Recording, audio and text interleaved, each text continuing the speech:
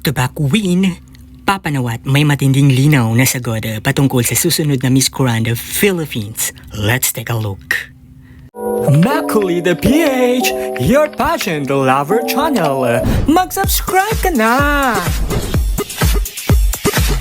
Hello pageant lover, hello Grand Nation, welcome to my YouTube channel. Umiinit ang usapan online matapos ang appointing ni CJ Opiasa bilang bagong Miss Grand International 2024. Maraming fashion fans, lalo na sa Pilipinas, ang nagtatanong, posible pa ba ang back-to-back win sa Miss Grand kung si CJ na ang nakaupo sa trono ngayong taon? At heto na nga ang pasabog. Nasagot mismo ni Papa Nawat.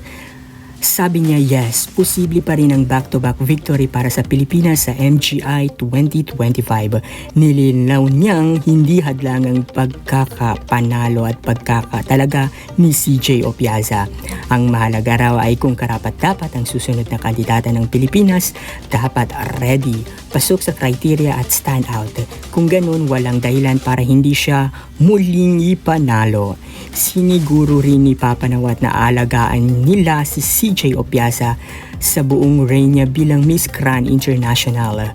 May mga nakalatag na raw na projects, appearances at engagement para sa mas mapalakas pa ang kanyang visibility at advocacy.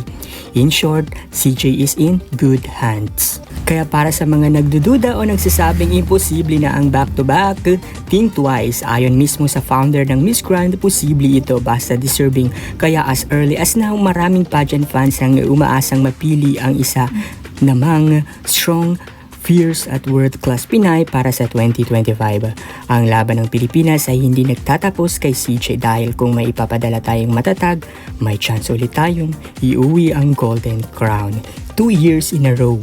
Game on, Miss Grand Philippines.